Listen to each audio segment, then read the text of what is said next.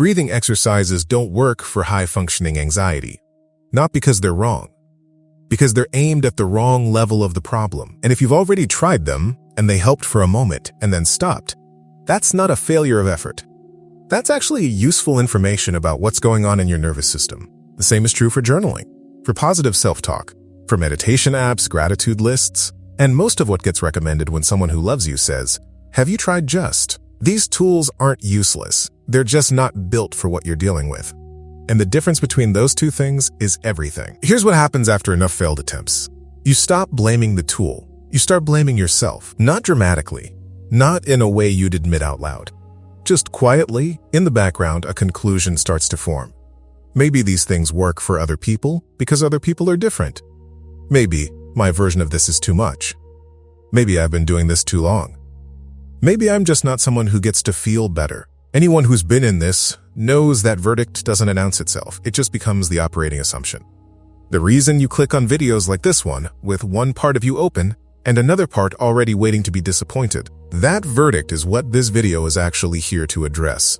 Not by telling you to feel more hopeful, by giving you a specific reason why the conclusion is wrong. Because here's what almost no anxiety content ever explains. The tools that get recommended most often, the ones your therapist mentioned, the ones in every article, the ones that genuinely help some people, were designed for a specific level of anxiety. A cognitive level, the level of thought patterns, interpretations, conscious beliefs.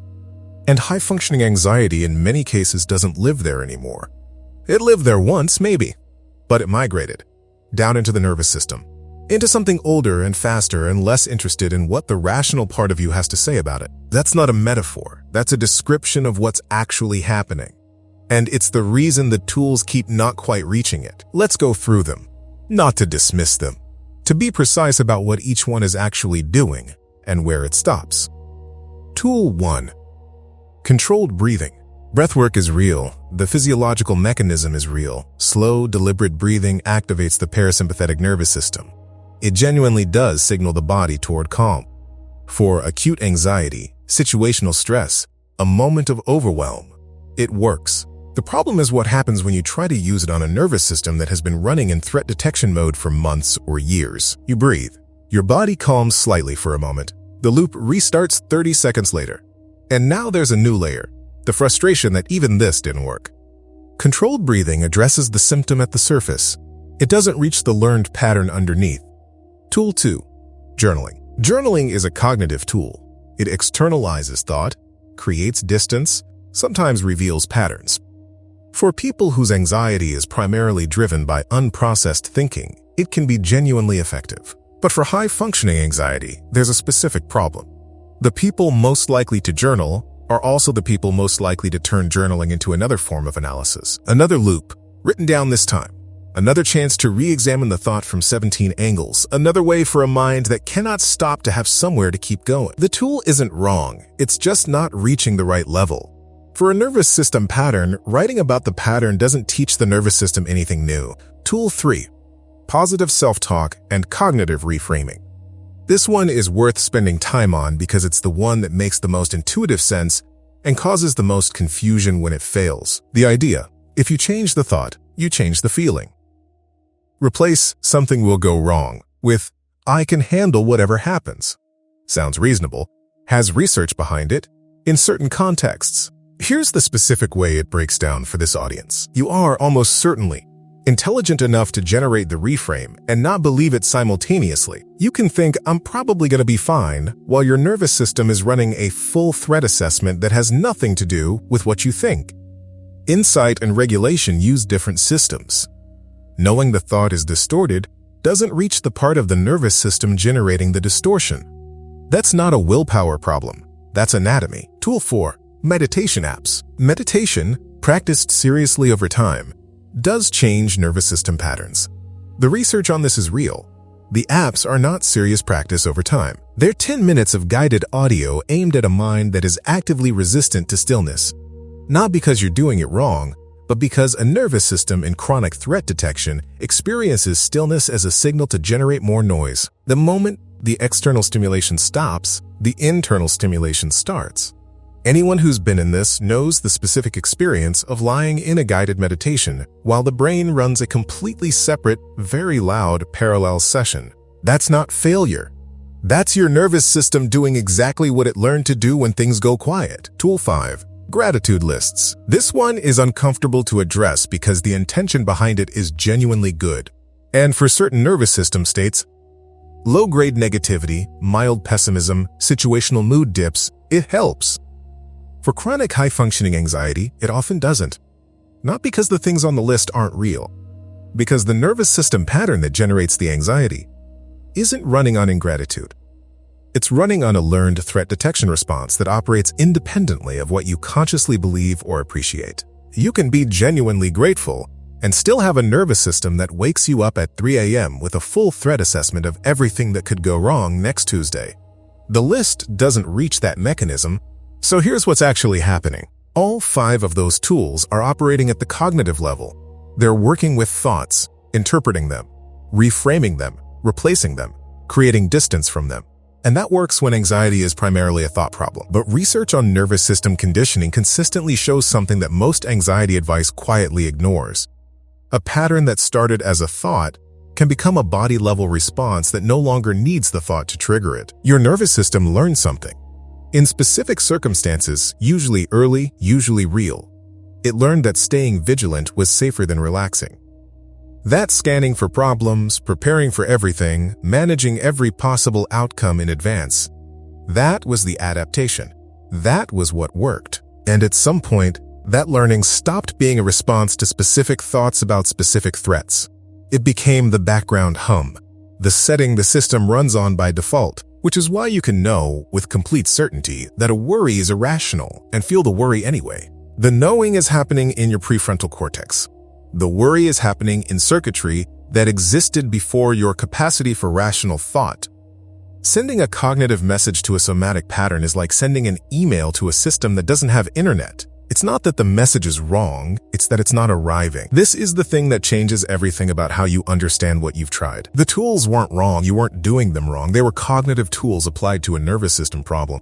And a nervous system problem requires a different category of response entirely. The people those tools work for, they're often dealing with anxiety that is still primarily cognitive, situational, thought-driven, responsive to reframing.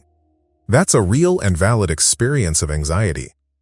It's just not the same experience you're having.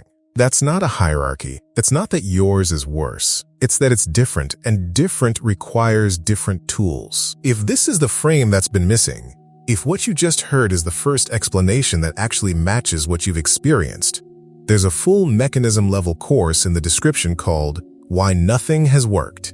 It goes through exactly this territory in depth, why each category of tool fails for nervous system-level anxiety, and what working at the right level actually looks like.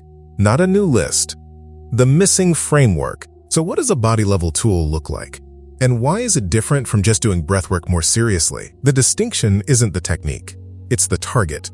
A cognitive tool asks the mind to change what it thinks.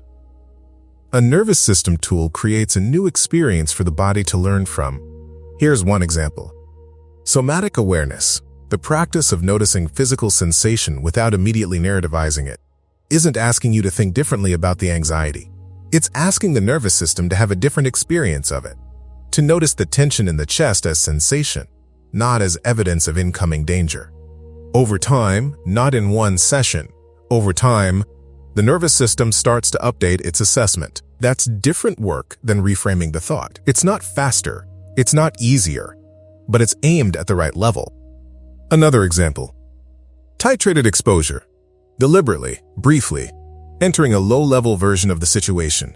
The nervous system flags as threatening, and completing that experience without the expected outcome occurring teaches the nervous system something no amount of reasoning can. Not, this probably isn't dangerous. The direct experience of, this was not dangerous. The nervous system learns through experience, not through argument. That's the operating principle behind every mechanism-matched tool. Not, convince the mind. Teach the body. And this is why the objection, what if this stops working too, has a different answer here. Cognitive tools stop working when the mind finds a way around them, when the reframe becomes too familiar, when the breathing becomes rote. Body-level tools, applied consistently, don't give the mind something to argue with. They give the nervous system new data. And new data, accumulated over time, becomes new learning. New learning becomes a new default. That's not a promise that it's easy. It's an explanation of why the mechanism is different, and why the mechanism being different matters. You're not trying to outthink your nervous system, you're trying to teach it something new. That's slower, it's less satisfying in the short term, and it's the only approach that actually reaches the right level. If you want to go deeper into the mechanism, why each layer of anxiety requires a different category of tool, and what a body-first practice actually looks like, the course in the description is where that work continues. Link is there and in the pinned comment. Which of these 5 tools did you try the longest before realizing it wasn't reaching the actual problem? And what made you finally see that? So here's what this actually was. Not a list of things you did wrong. Not evidence that you're resistant to change, or too far gone, or somehow exempt from the possibility of feeling better. A mismatch. You are applying cognitive tools to a nervous system pattern. And cognitive tools, applied to a nervous system pattern, will produce exactly the results you got. Partial relief, temporary windows, the same loop returning a few days or weeks later. That's not personal. That's structural. The nervous system that learned to run in threat detection mode didn't learn it through argument.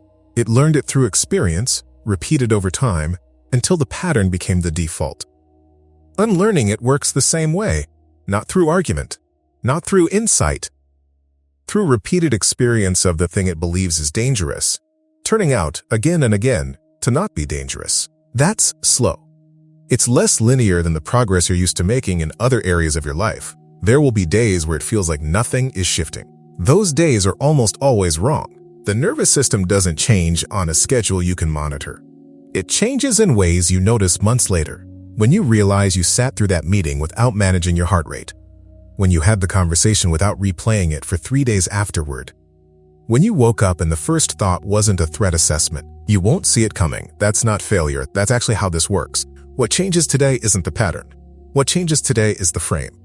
Not, I keep failing these tools, but I've been using the wrong category of tool. That's not a small shift. That's the whole thing. Anyone who's been in this, who has tried the list and found it insufficient and quietly wondered what that says about them, now has a different answer to that question. It says you were dealing with something that lived below the level those tools were built to reach.